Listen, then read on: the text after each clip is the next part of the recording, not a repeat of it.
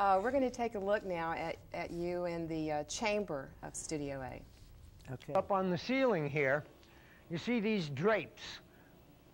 We can cut this room in half so that it would be a smaller chamber and not have as much delay in time. Because right now you can hear the volume of the room as I speak. If we roll those curtains around, all of a sudden the room would shorten down considerably. The decay time and the volume of the room would be reduced considerably. You'll notice over in this corner, behind the sliding glass doors, we have a chamber, like patio doors. If there is an instrument that is obnoxious, you want to lose it, stick them in there, turn on the gas.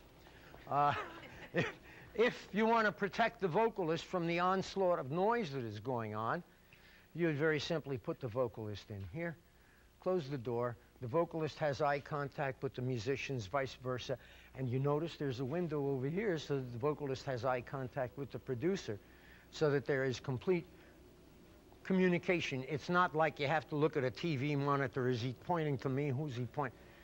It's all as natural as it could possibly be. Let me see, what else have we got in here? Oh, I see, that's interesting. I just observed something. In order to add ambiance to the room, by golly, the studio has fixed permanently a pair of U87s. There's one up there and there's one over there on the other side.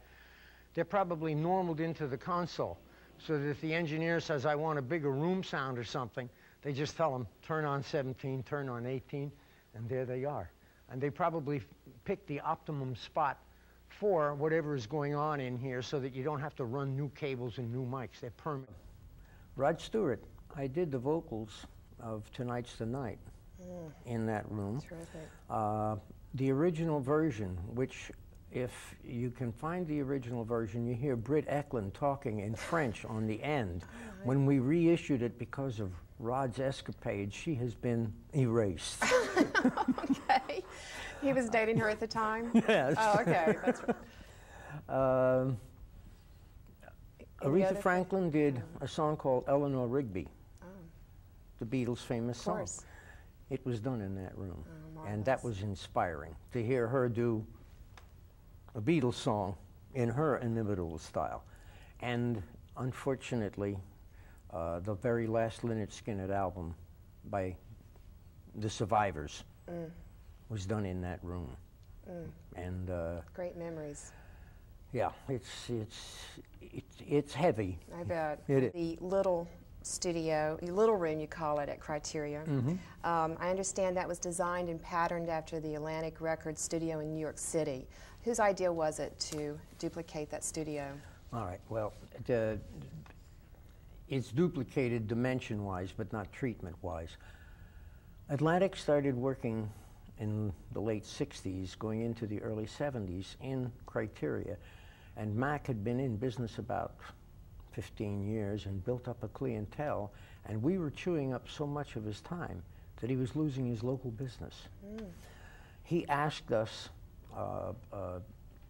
to try and alleviate the situation, to use less time, do this, that, and so forth, and we were hooked. We loved it. Why were you hooked? Was it the weather, the accommodations? The relaxed environment of recording, as opposed to recording in New York or Los Angeles, and not as sleepy as recording in Muscle Shoals or Memphis. Okay. Okay.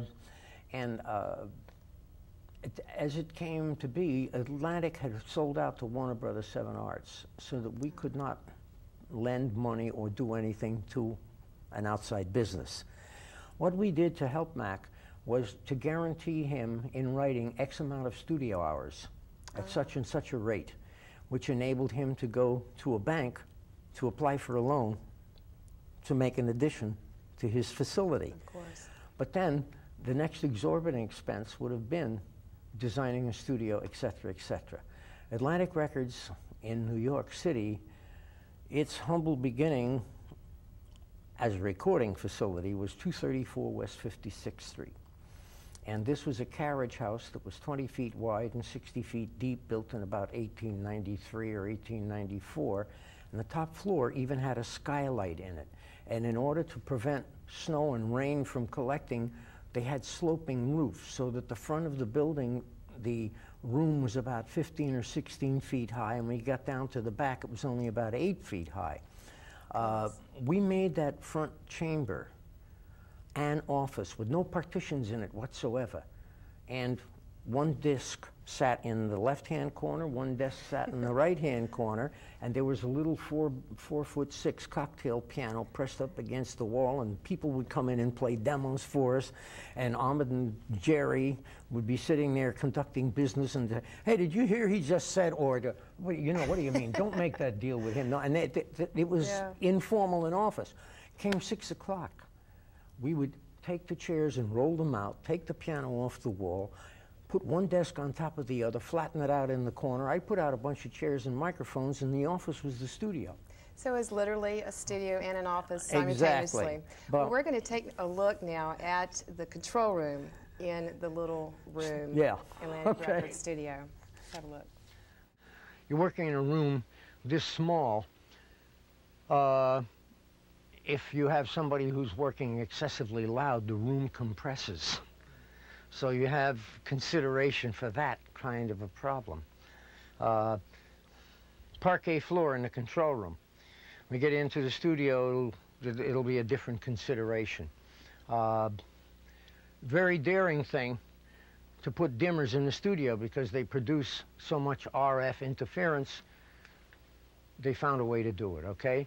I love the treatment on this polycylindrical. There's nothing symmetrical about it. It looks like a bunch of kids' blocks stuck together, and it works, you know, with nutty putty or glue or something. It's fine. We're going into the studio. This studio, dimension-wise, is an exact replica of the Atlantic Record studio that is the legendary office during the day, studio during the night. It didn't have the corner treatment, and it didn't have